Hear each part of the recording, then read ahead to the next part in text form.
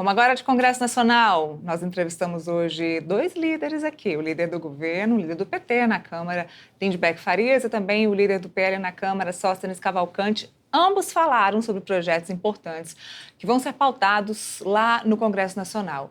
Tem repercussão disso. Líderes do PL dizem que vão endurecer, que vão fazer bloqueios nas pautas importantes principalmente para o governo. Vamos ver como é que vai ser essa questão da PEC da Segurança Pública, a Segurança Pública que ainda vai passar por uma comissão especial dentro do Congresso, ou seja, ainda tem um tempinho para essa discussão correr lá dentro. Mas vamos falar do que vai ser assunto nessa semana lá dentro. Eu tenho o prazer de ter a companhia hoje do Gabriel Bus, que é repórter de Brasil, que cobre Congresso aqui para o portal Metrópolis.com, está aqui no estúdio comigo e vai me contar. Oi, Gabriel, muito boa tarde. Boa tarde, Neila. Boa tarde a quem está nos assistindo. Estou dizendo que você vai me contar o que é assunto no Congresso Nacional nessa semana. Neila, uma semana mais curta, feriado na quinta-feira. Mais uma vez. Mais uma semana de semana encurtada. Em tese, começa hoje, há uma sessão marcada na Câmara, mas é uma sessão ainda remota e aí amanhã, de fato, que começam as comissões. E apesar de ser uma semana curta, há sim muitas coisas que vão ser discutidas e até muitos encontros importantes. Amanhã já temos ali a votação do recurso do deputado Glauber Braga na CCJ da Câmara. A CCJ da Câmara, inclusive, vai ser palco essa semana, acho que principalmente dentro do Congresso. Por quê? Porque tem a votação do recurso do deputado Glauber Braga do PSOL contra a sua cassação, que foi aprovada no Conselho de Ética, e tem também outra pauta, aí na quarta-feira, que é a pauta que pode livrar o deputado Alexandre Ramagem, do PL do Rio de Janeiro, do inquérito que apura ali a tentativa de golpe de Estado em 2022. Esse é um recurso do PL, que diz que a Câmara, e usa um artigo da Constituição, falando que a Câmara tem precedente para fazer ou não um deputado se livrar de uma investigação depois que ele já foi diplomado parlamentar, e aí esses crimes, depois de ele ser diplomado, poderiam deixar de ser investigados, mas isso foi confrontado pelo PT, que acionou o ministro Cristiano Zanin, a primeira turma ali do Supremo Tribunal Federal, e o ministro deu uma decisão no final da semana passada, muito comemorada pelo Partido dos Trabalhadores, justamente falando que dos 5 crimes a qual Ramagem foi denunciado pela Procuradoria-Geral da República e se tornou réu, só 2 poderiam ser cortados. Então, é sobre isso que a CCJ vai se debruçar essa semana, tanto sobre o recurso do deputado Glauber Braga amanhã, quanto em relação ao deputado Alexandre Ramagem na quarta-feira. É o início, né? Ainda vai ser apreciado o relatório, que nem existe ainda, existe o relator, que é o deputado Alfredo Gaspar, mas ele vai apresentar seu parecer na quarta-feira e aí começa a discussão, ou seja, essa decisão não vai terminar essa semana. Tem mais assunto? Semana curta, vai morrer por aí? Não vai morrer por aí, não. Tem Carlos Lupe, ministro da Previdência Social, amanhã na Câmara dos Deputados, na Comissão de Previdência. Esse requerimento, para ouvi-lo, ele tinha sido convidado para falar sobre o Ministério dos próximos 2 anos, né? Esse ano e o ano que vem. Agora vai ter que falar também sobre essa crise que envolve o INSS. E aí sim a comissão promete ser bastante fervente, porque o assunto está muito em alta e com certeza muitos parlamentares vão querer fazer perguntas. Isso está marcado amanhã para as 14 horas. Além de Lupe, tem Ricardo Lewandowski, que também vai para a Câmara dos Deputados amanhã conversar com a Comissão de Segurança Pública.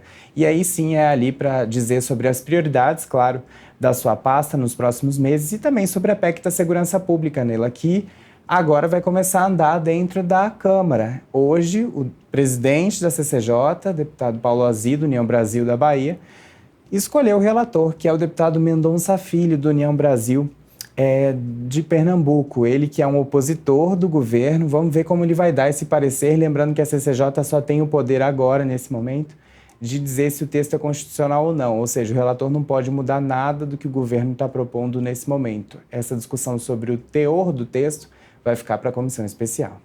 Bom, falando sobre Bolsonaro, estou falando sobre isso porque eu abri aqui a matéria e a gente deu em primeira mão aqui no Boletim Metrópolis hoje, Gabriel, um furo de que o pastor Malafaia, junto com o Jair Bolsonaro, vai fazer uma manifestação aqui em Brasília no dia 7 de maio, às 4 horas da tarde. O assunto, como via de regra nos últimos tempos, é PL da anistia e reduzir sentenças para quem foi condenado no 8 de janeiro na suposta trama do golpe. A nossa matéria, o título é o seguinte: Bolsonaro convoca manifestação em Brasília pela anistia do 8 de janeiro. Talvez feliz ou infeliz coincidência, ele marcou para 7 de maio, data do início do conclave, Gabriel. Tem essa coincidência do conclave e eu queria saber se vai ter alguma coincidência no Congresso. Na semana seguinte ao feriado, a gente sabe como é que está a agenda do Congresso para ter essa manifestação em plena quarta-feira? Olha,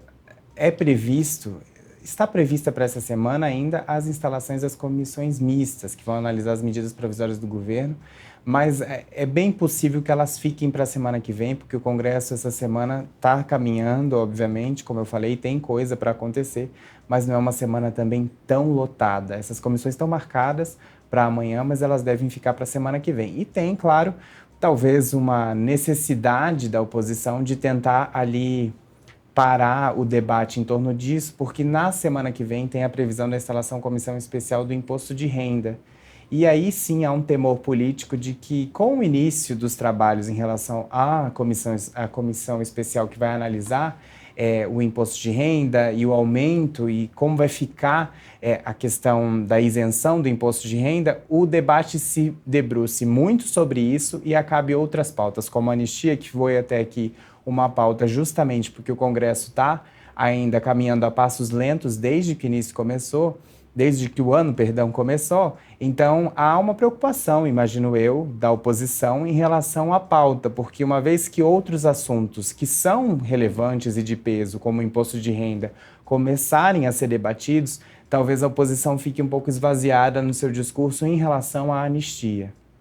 Bom, saindo de anistia, você acabou de falar sobre Carlos Lupe, sobre o ministro Carlos Lupe, que ele vai dar as considerações sobre a pasta lá no Congresso Nacional. É Câmara ou Senado, Gabriel? Câmara, amanhã é Câmara. Lembrando que esse convite da Câmara foi feito antes dessa descoberta aí da fraude do INSS, antes da operação da PF ter deflagrado essa operação sem desconto.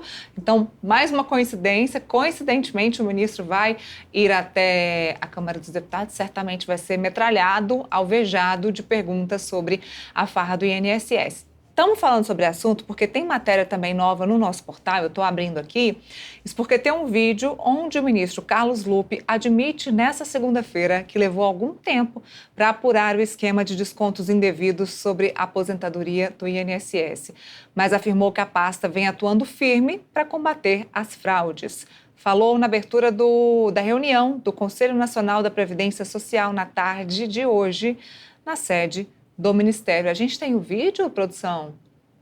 Vamos rodar então, que o Gabriel assiste comigo.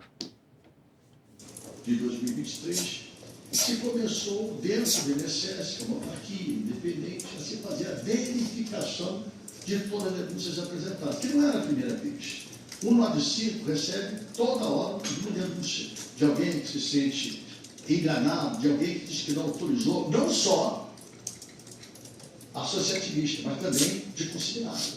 Tem muitas denúncias de pessoas que ligam dizendo que estão tendo desconto no consignado sem ter autorizado. Então, eu pedi a EPA instruir para que o INSS, que é a instituição responsável pela ação dessa política pública, começasse a apurar essas denúncias apresentadas. Levou-se tempo demais. Então, primeiro, regulamento sobre desconto de mensalidade aconteceu sobre mensalidade associativa, regulamento sobre a sociedade, por a portaria da presidência do INSS 162, de 14 de maio de 2020. Tá aí o ministro Carlos Lupe falando que, de fato, essas investigações começaram a ser feitas dentro do órgão, dentro do INSS em 2023. Lembrando que o portal Metrópolis tem uma série de reportagens sobre o assunto desde o início de 2024. A gente passou o ano todo divulgando matérias que falavam sobre a fraude do INSS, mostrando reportagens, mostrando personagens que haviam sido vítimas dessas fraudes no INSS, e acabou que agora a operação da PF culminou nessa investigação. Gabriel, dentro do Congresso, conversando com os parlamentares, senadores, deputados, o que é que vocês enxergam do andamento da CPI do INSS lá dentro da Câmara dos Deputados? Neila, não me parece no momento uma movimentação geral em torno de uma CPI. Isso porque o presidente Hugo Motta, desde o início da sua gestão, ainda na campanha, falava que não queria tumulto. E ele me recorda nessas ocasiões o que o presidente Arthur Lira fazia, né? O então presidente da Câmara, Arthur Lira, fazia, que também segurava muito e se recusava muito a colocar CPIs em pautas. Ele fez isso uma única vez, que foi quando ele abriu uma série de comissões mistas, comissões parlamentares de inquérito, né? Ele colocou 5 comissões, que era o máximo que a Câmara podia, tudo de uma vez só, justamente para fazer ali uma pulverização de assuntos. Já que é para abrir CPIs, então vamos abrir todas que estão prontas para serem abertas. Por enquanto, não acho que exista um clima de fato para abrir, mas o que vier daqui para frente pode escalonar. A gente sabe que na política tudo muda muito rápido. Nesse momento é mais um barulho da oposição, que também está ali barulhenta, mas não toda ela, até porque, como a investigação mostrou, tudo começou em 2019, no então governo aí, que era do ex-presidente Jair Bolsonaro. Inclusive tem matéria muito legal no nosso portal, viu, pessoal? Quem quiser entender direitinho como é que começou essa questão da fraude do INSS, se veio mesmo desde o governo Jair Bolsonaro, se ultrapassou o Jair Bolsonaro e veio até Lula, de quem é a culpa, então... Tá curioso? Acessa lá nosso portal depois do boletim, viu? Aí você acessa o portal metrópolis.com e acessa essa matéria específica que trata das investigações. Bom, o pessoal tá me mandando aqui no celular, eu vou abrir que deve ser alguma coisa importante. Valdemar